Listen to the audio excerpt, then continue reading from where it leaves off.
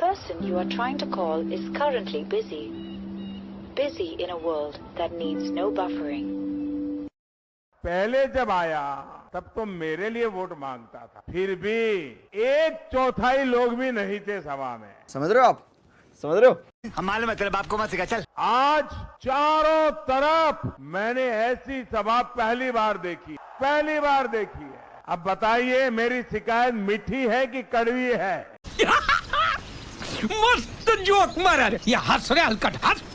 आज आपने ऐसा दम दिखा दिया है, ऐसी ताकत दिखा दी है। मैं जहां देख सकता हूं मुझे लोग ही लोग दिखते हैं, बाकी कुछ दिखता ही नहीं है।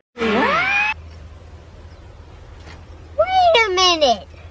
Who are you? क्या कमाल कर दिया आप लोगों ने। देश में लगातार सोशल डिस्टेंसिंग की बात हो रही थी। प्रधानमंत्री खुद लगातार ये कह रहे थे, कौन है जिन पर वो सारे कानून लागू नहीं होते जो हम पर और आप पर लागू होते हैं।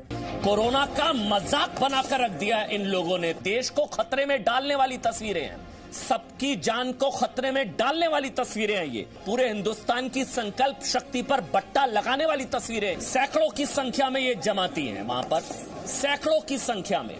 मतलब बच्चा समझ रहा था कि सोशल डिस्टेंसिंग जरूरी है। इन लोगों को समझ में नहीं आ रहा था कि आज जो कहा जा रहा है कि देश में सामुदायिक संक्रमण का खतरा बढ़ गया है, ये वो बताने वाली तस्वीरें हैं। क्या आप बता सकते हैं कि इस रैली में आए लोगों ने कोविड के नियमों का पालन किया है? क्या चुनाव के ऑब्जर्वर ने नियमों का पालन ना होने पर शिकायत की है? किसी ने मास्क पहना है? क्या प्रधानमंत्री इन रैलियों में चिंता जाहिर करते हैं कि आपको कोरोना हो गया तो? क्या एक षड्यंत्र है? दिल्ली को इटली बनाने की षड्यंत्र है, साजिश है क्या ये जानबूझकर किया जा रहा है? आपको माफ नहीं किया जा सकता है।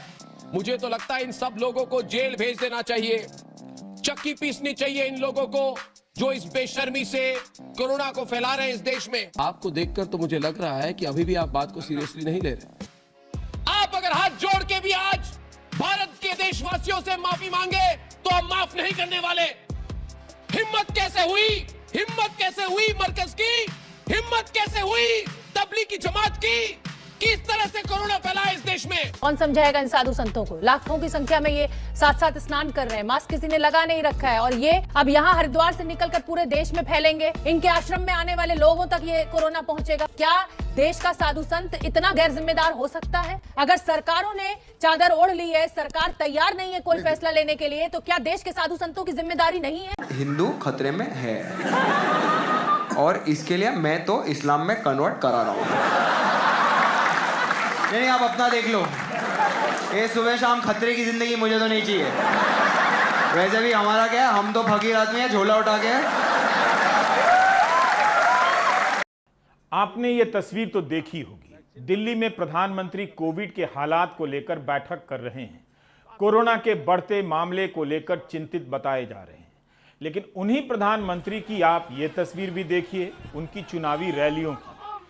अब तो लोग मजाक करने लगे हैं कि कोरोना को खत्म करना है तो चुनाव करा दो। कर्फ्यू लगाने से कोरोना के केसेस पर फर्क पड़ेगा? चुनाव में तो पड़ नहीं रहा, यहाँ कहाँ से पड़ जाएगा? चुनाव में तो सब कुछ हो रहा है, यहाँ पे मतलब ये नाइट कर्फ्यू लगाने से कोरोना कम हो जाएगा? ऐसा तो नहीं होना है। ये जहाँ चुनाव है वहाँ पे कर्फ्यू नहीं लगा है, जहाँ पे चुनाव हुआ है वहाँ पे कर्फ्यू नहीं लगा रखे। हाँ, ये बात ही है, वहाँ कर्फ्यू नहीं है। क्यों नहीं है? एक निर्देश है कि रोड शो के लिए गाड़ियों के काफिले को हर 5 गाड़ियों के बाद तोड़ा जाएगा। 2 काफिले के बीच काफी दूरी हो, यह भी लिखा है। यह तो गृहमंत्री अमित शाह के रोड शो की तस्वीरें हैं नंदीग्राम की। क्या आपको इस भीड़ में ऐसा होता हुआ कुछ भी दिखाई देता है? क्या चुनाव आयोग इन नियमों का पालन ना करने पर गृहमंत्री को चालान कर सकता है? विपक्ष के नेताओं के रोड शो का भी यही हाल है। लेकिन जिनके मंत्रालय का दायित्व देश भर में आपदा प्रबंधन एक्ट लागू करने का है, उनके मंत्री इस तरह से नियमों का पालन कर रहे हैं जैसे कोई नियम ही ना हो।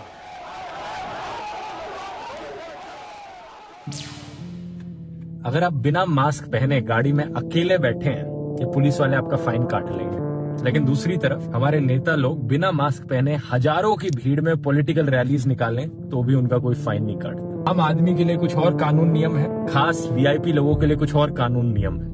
लेकिन क्या आप जानते हैं, कुछ ऐसे देश होते हैं दुनिया में जहां पर ऐसा नहीं होता, जहां सही मायनों में इक्वालिटी होती है। नॉर्वे को देख लीजिए। नॉर्वे में अभी रूल बना था कोविड की वजह से 10 से ज्यादा लोगों की भीड़ इकट्ठी नहीं हो सकती, लेकिन नॉर्वे की जो प्रधानमंत्री हैं उन्होंने अपनी बर्थडे पार्टी करी जिसमें 13 लोग आ गए, 3 लोग ज्यादा आ गए जो कानून कहता था उससे। लेकिन नॉर्वे की पुलिस ने उनको 20,000 नॉर्वेजियन क्रोने का फाइन किया, 1.75 लाख रुपीस होता है। इनफैक्ट नॉर्वे की पुलिस ने यह तक कहा कि अगर ये कोई आम आदमी ने ये रूल तोड़ा होता तो हम उन्हें फाइन नहीं करते, लेकिन एक प्रधानमंत्री होने के नाते ज्यादा रिस्पॉन्सिबिलिटी होती है।